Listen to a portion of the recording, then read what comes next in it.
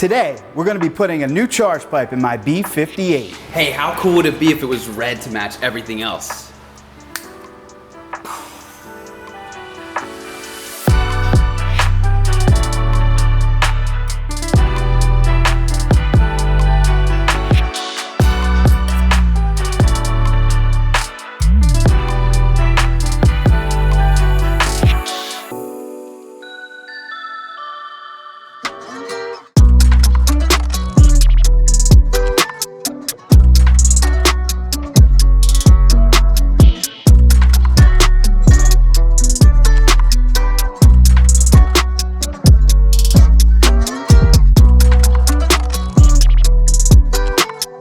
Hey, this is Chris with Kies Motorsports. If you like our videos, give us a thumbs up. Be sure to subscribe. Check us out at kiesmotorsports.com. As many of you know, the upgraded charge pipe is a crucial insurance policy on your BMW. Now, I get emails quite often from customers asking for overnighted charge pipes because they ended up blowing their stock one. If you didn't know already, BMW stock charge pipes are made out of plastic, and when they fail, they'll put you in limp mode. You don't want to be stuck on the side of the road. Now, you would think all these blown charge pipes are customers that have had tunes on their cars or they're totally modded out. But honestly, these charge pipes will fail on a completely stock vehicle. So with all the mods that I've got planned on this car, yeah, we've got a list. We definitely wanted to do charge pipe upgrade first. Now I want to thank FTP for this powder coated charge pipe.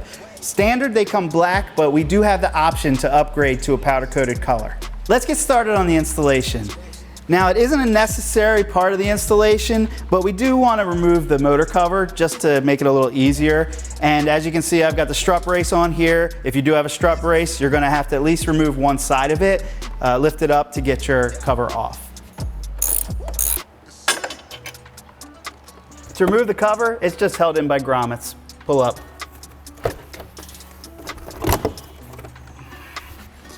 Now what we're going to do is use a T27 torque to actually take these 3 bolts out. Now what we're going to do is we're going to remove these 2 sensor connections. You can use your finger to kind of pry these clips up, but I found a little tiny screwdriver, flathead. If you put it between the black and the gray and you just give it a tiny twist, see how it removed that right there? And what you want to do now is just press in on it and pull out. We'll do the same for the other side. Get it right in there, little twist. You just want to see it prop up a little bit, and then you're going to just give it a little squeeze and wiggle it out. All right, so we've got both of those disconnected now. What we're going to do is remove the air box. So let's get to that. So there's 2 things we need to remove before we can actually pull the air box out. The first is the connection for the mass airflow sensor. It's the same deal as the other sensors. We're just going to give that a little twist, pull that right out. And then also we have this 6mm to loosen this clamp. We just want to be able to pull this hose off. Once we got that hose off, all we have to do is pull this up. Again, this is only held in by grommets as well.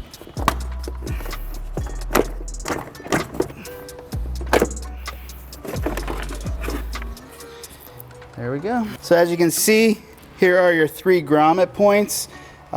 You will notice one of the grommets is actually stuck in the air box. No big deal. Sometimes they will come out with it. So we got the air box out, and unfortunately, we have to take the inlet out too to get down to the charge pipe connection. To get our inlet out, we are going to have to remove a vacuum line. But to get to the vacuum line, we've actually got to undo a bolt down here, and we're going to separate the inlet. So this is a 7mm. We're going to try and get down under here. This is going to be really hard to show you, so I'm just going to get it off and we'll show you after I get it out. So now we've got it loosened, we can just pry this thing out. There's the top portion of our inlet. Now that we got that portion of the inlet off, we do want to put a clean microfiber towel in this port here, just so we don't get any dirt or anything in there while we're working. There are 2 vacuum lines we have to disconnect from our inlet. There's one down here, which is really a bugger to get to, and then we have one up top here. So I'm going to show you on here, as you squeeze on the top and bottom, it actually releases the clips on the sides, and they are really a bugger to do. So me showing you down here was gonna be really difficult, so just gonna get that off. All right, these two are disconnected. The only last thing we need to do is disconnect down here. There's another connector going into our inlet, and it's the other version where you have to pull the clip out. And we're gonna do our old trusty screwdriver and then squeeze and pull out. There is one last step we need to do before we pull that turbo inlet out. There's a C-clamp that's holding it into the turbo, and I'm just gonna show you on our new charge pipe. As you can see right here, that holds it in. So what we're gonna do is when we're down there, we're gonna use a little screwdriver or a pick tool, and we're gonna try and get it underneath here, and it's just gonna pry out. So that's the way it's gonna come out. Just wanted you to see while we had it up here. All right, let's get that C-clamp up. All right, so now that I got the pick tool underneath, actually if you just pull basically out with a little pressure, you just wanna get one of those hooks released. There we go. And then you get the other side. And then there's our C-clip. Let's get the rest of that inlet out.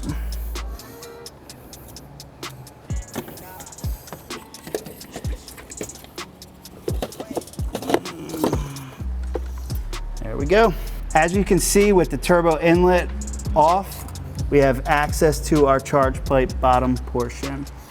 On the bottom portion of the charge pipe, we've got to remove another C-clamp, but this one has a little black plastic connector that goes over the C-clamp, which you kind of have to break to actually get the C-clamp off. The stock one will have that. The replacement won't have that black plastic piece. So I'm just going to take a screwdriver, kind of pry it under here, and just give it a little twist, and boom.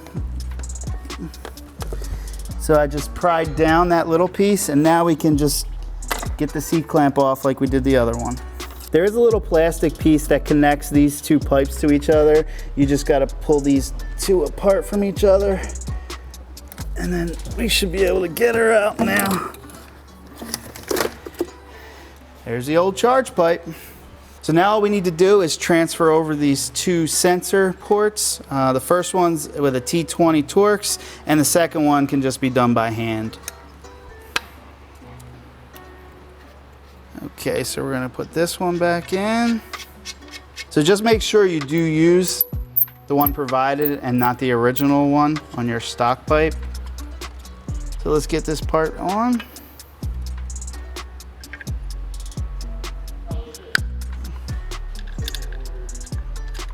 We're gonna snug this up. This one is a 5mm. So we're gonna start by putting the bottom portion of our new charge pipe in. We can leave the C-clamp in there. We're just gonna actually slide it right on, and these clamps will give way while we put it on.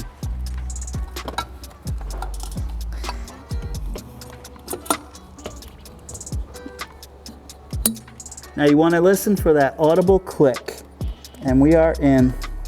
So what we're gonna do next is put our coupler on. If you notice, it is tapered. This side has a smaller diameter, this one's larger. We are gonna put the smaller diameter towards the bottom. You do wanna make sure that you have these loosened up quite a bit, because as you slide this on here, there is that ridge that you wanna make sure it goes over. Make sure we're on good, there we go. For the bottom portion, I am just gonna snug it up a little bit, but we may need to move it up or back to make sure it has the right fitment, but we don't want that clamp just sliding all the way down the pipe. Now before I put the top portion on, I do just wanna point out that these bungs here, you do wanna make sure that they're tightened. They usually do come tightened, but over time, if they're not, they could loosen, fall out, end up with a boost leak. Let's slide in the top portion into our coupler here. Okay, you just want to make sure you get under these clips okay. Make sure we're all lined up. We do look good here.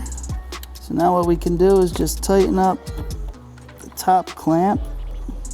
Just gonna make sure this is facing out. Get it a little more hand tightened. Now we're just gonna tighten up these clamps. Again, it's an 8mm. Now we're ready to connect the top portion of our charge pipe. They do provide hex screws, so they are not the same screws that were on the original. These are 5mm, so let's go ahead and get those in. So I'm just going to tighten these by hand first. Now we're just going to snug these up. So last thing we need to do is just put everything back together in reverse order. Don't forget all your connectors, your sensors, everything like that. And let's see how good it looks.